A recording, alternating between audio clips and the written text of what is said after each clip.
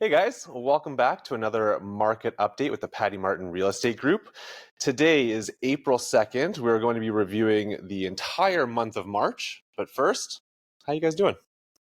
Doing great, thanks. Pretty good. How about you? And I'm good. Are we excited to talk about this month?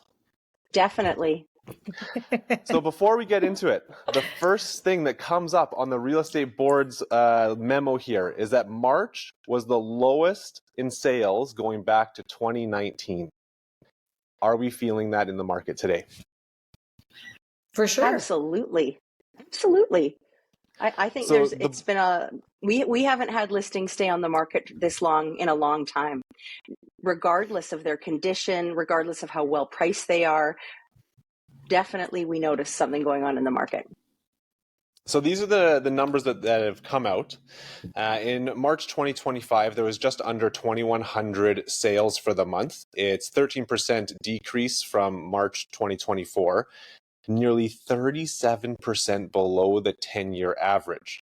Now, when you're looking at all the stats, month over month, we're actually up 14%, and it's the third consecutive increase in sales. So my question to you guys is... but you're comparing it to December and January.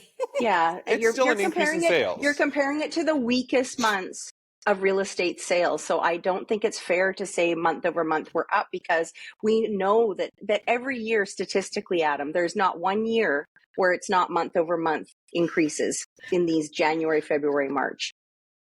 I'm going to put a graph up and you guys are going to eat your words. Okay. I think that we normally see month over month increases in sales. It's just natural as buyers, come onto the market, they think about spring, but there's a bigger story here, and it's about inventory. Yeah, totally. And we'll get into that. I'm just letting you know that when you look at sales from December, January, February, March, the graph does go up.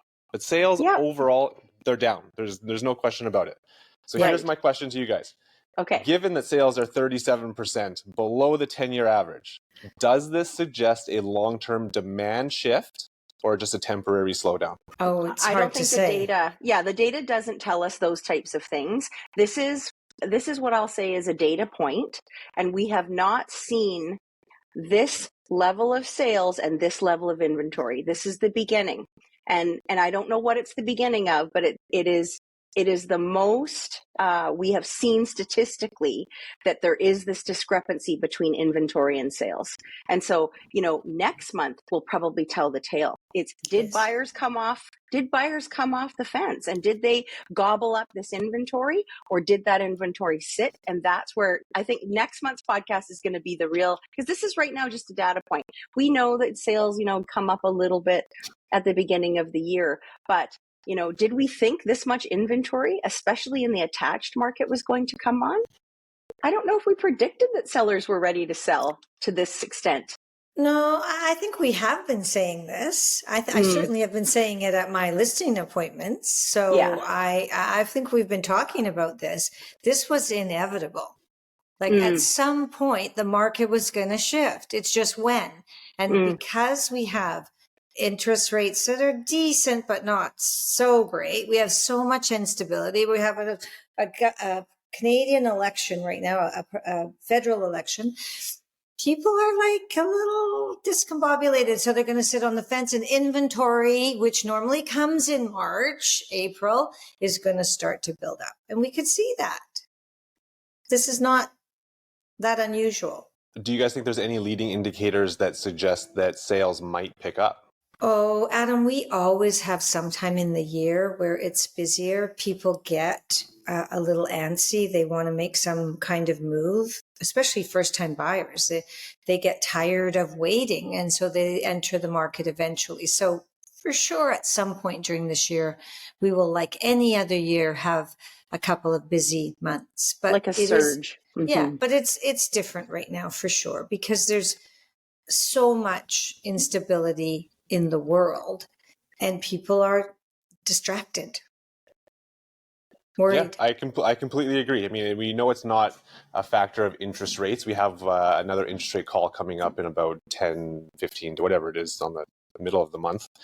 So we'll see what happens there. But you're absolutely right. With the political uncertainty, we tend to hold on a little bit. Moving forward, there were just under 6,500 newly listed properties for sale on the MLS. It is 29% increase year over year and a 27% increase month over month. And before we get into diving into what that actually means for the market, the total number of properties currently listed for sale is 14,500. So a 38% increase compared to March 2024 and a 14% increase month over month. So just to echo exactly what you guys were saying a moment ago, inventory's way up. Are we seeing buyers take advantage of this kind of, call it a surge in inventory? I think for a buyer, it's a wonderful time to buy. They have a moment to reflect on properties, go back twice, take another look, show a family member, these types of things that, you know, we would have in a more balanced market that we don't normally have in a seller's market. Are they taking advantage? I do. I think so. I think that, you know, when we talk about parents recognizing this may be the right time for their children to get into the market, they might be thinking of a family gift instead of waiting for that inheritance piece. And then they're helping these kids get in. You know, the kids can see, I think these new buyers can see there is a bit of a blip.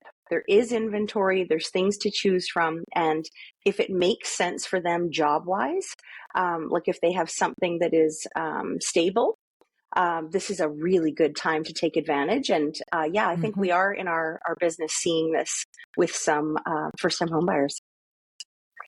You know, Jen, to your point, I think you took someone out on the weekend and you told me you were showing her 10 properties.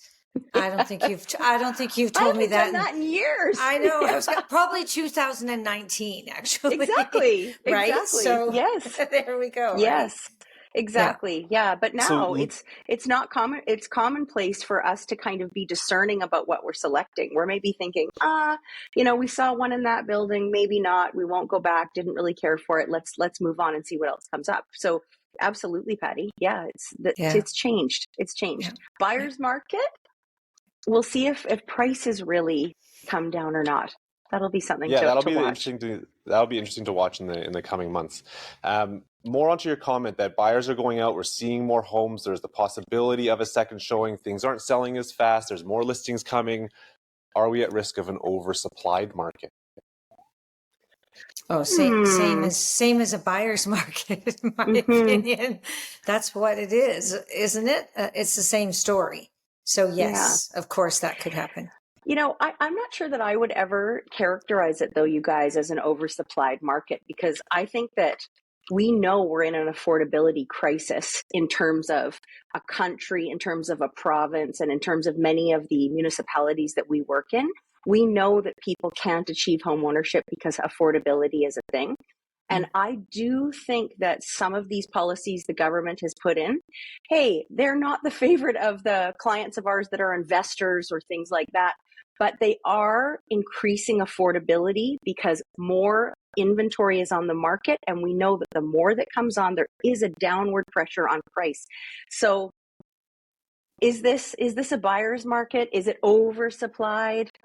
I don't know. There's a little chance it might be becoming more affordable. Maybe. Yeah. And really back to, I think we discussed this last month. There's still, it's certainly in the detached. The attached has risen much quicker and to a much greater percentage than the detached.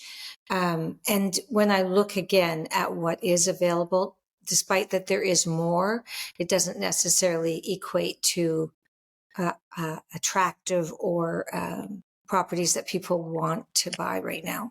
Yeah. You know, the buyer tour that you mentioned, Patti, of those 10 properties, I was shocked that about half of them are vacant. And so it's actually leading me to believe that investors who formerly had things rented out, maybe they're not having a great experience of being a landlord. And that's what I'm seeing. I'm seeing people that maybe had things tenanted and are saying, nope, it's time to sell. Awesome discussion. So my next question for you guys is, how much of the current market slowdown is psychological? Like, are buyers waiting for that price drop? or is it actually an affordability concern that we were talking about?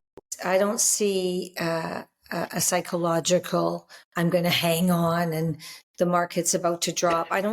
We sometimes see that, but I don't see it right now. And I guess, Jen, you could speak to that more because you've got more buyers you're working with. But I have seen in the past where people are absolutely convinced that the market is falling and that they're going to wait it out. But that's not what we see. We've got a lot of real buyers right now who are genuinely looking for decent homes to buy. And so it's affordability is one, and then condition is another.